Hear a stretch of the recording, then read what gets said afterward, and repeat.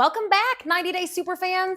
You know the drill. Boy meets girl, someone cries, someone threatens to go back to their country, and producers capture it all in glorious high definition. But here's the million-dollar question. Is any of this real, or is 90 Day Fiancé just a glorified telenovela with green cards?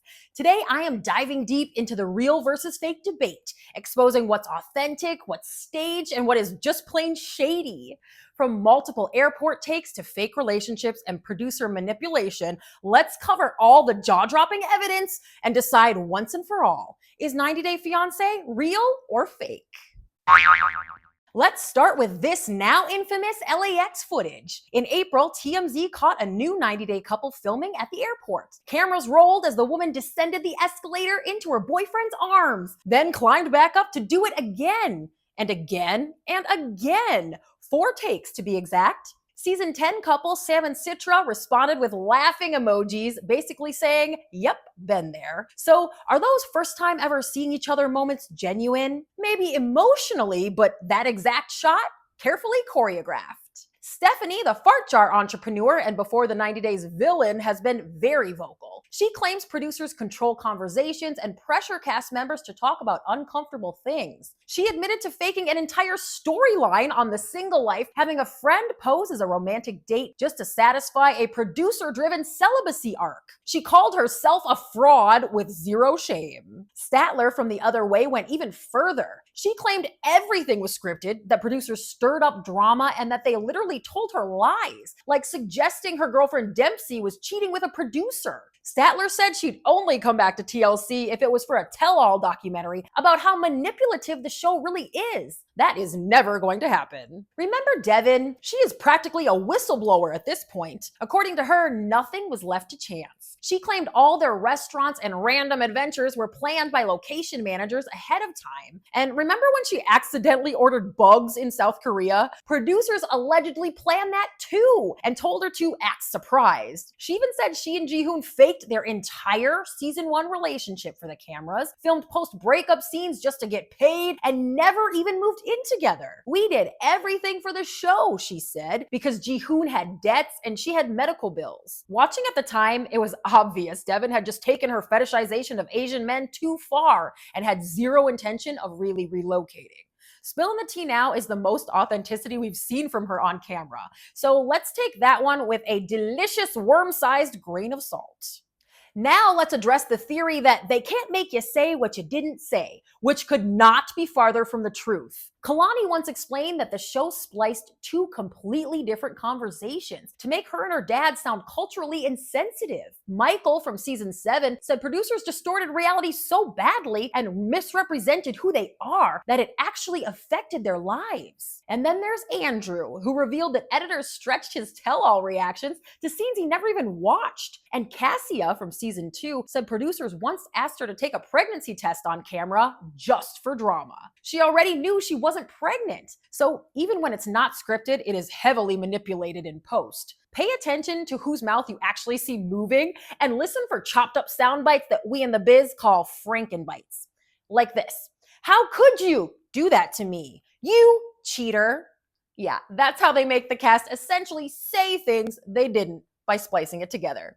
The more you know. Bring me my red back with my makeup! This is where it gets even messier, in a good way. Anfisa, the true franchise OG, swears the couples are real. She's explained that the show only casts people who've already started the K-1 visa process, and that all filming starts once the foreign fiancé lands in the US. The 90 days aren't to get to know someone, she once explained. You already do. Varya also backed this up. Remember that wild scene when she showed up at Jeffrey's house only to find Mary there? Fans thought it was a setup. Varya said absolutely not. No one had microphones on and the crew was just as shocked as she was. Kenny and Armando keep it real too. When people accused their storyline, especially the denied marriage visa scene, of being scripted, Kenny clapped back hard. He said they did do their research and were genuinely shocked when they were denied. We are not actors, he writes. And you know what? The heartbreak looked too raw to be fake. Let's talk The Last Resort, aka where TLC gives couples with zero chemistry maximum screen time to scream it out at a tropical hotel. After 3 seasons, fans have labeled this the most scripted spinoff. Why? Because we already know too much. Jasmine and Gino were allegedly broken up when they agreed to their open marriage. Vinny had been snapped kissing his new girl before joining wife Ari at the resort.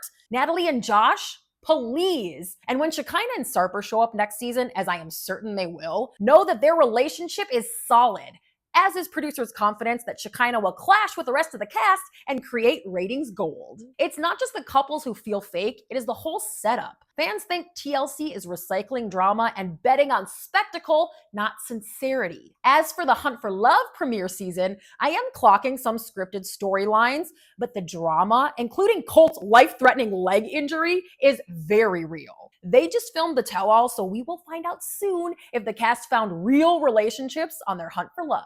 Let's circle back to a few iconic names like Danielle. She once responded to a fan who asked if her storyline was fake with a simple nope. And honestly, watching her and Muhammad in that courtroom, there is no way she faked those tears. How about Stephanie? She skipped the tell-all and went rogue on Instagram, calling her storylines with Ryan and his cousin Harris fake. According to her, Ryan dumped her before filming, but producers had her fly to Belize anyway and asked her to act out their breakup. Once those scenes were done, Harris was brought in to keep the story going. What do you all think? Was production covering their ass, ensuring they'd have a tale to tell?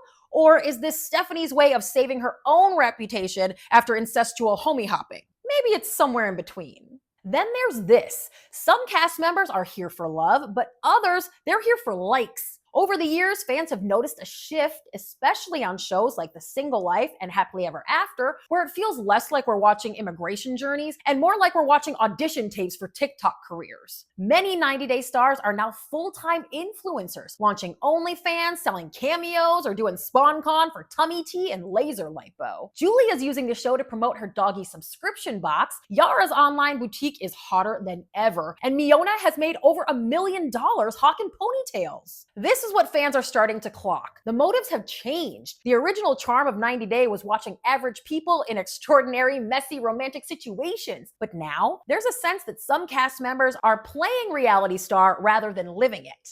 Hi, Elizabeth and Andre. When viewers can tell who's in it for Happily Ever After screen time versus who's in it for Happily Ever After, that's when reality TV starts to lose its teeth. Here's where I'm landing. 90 Day Fiancé is both real and fake. The couples are usually real people in real situations, many of whom really are trying to get married under the K-1 visa timeline. But that's where the authenticity starts to blur. Producers nudge the conversations, reshoot emotional scenes, and edit things to look more scandalous than they really are. Some cast members exaggerate their own lives to stay on TV, and in some cases, especially on The Single Life and The Last Resort, entire relationships are allegedly fabricated for clout and cash. Still, there is something addictive about it. Maybe it's because even when scenes are staged, the emotions are often real. And at the end of the day, that's why we keep watching. So subscribe to my channel if you live for this mess, and let me know in the comments. Do you think the emotions are real even if the storylines aren't? Or has 90 Day Fiancé crossed the line into full-on fakery? Until next time, 90 Day Superfans, stay suspicious. And thanks for watching.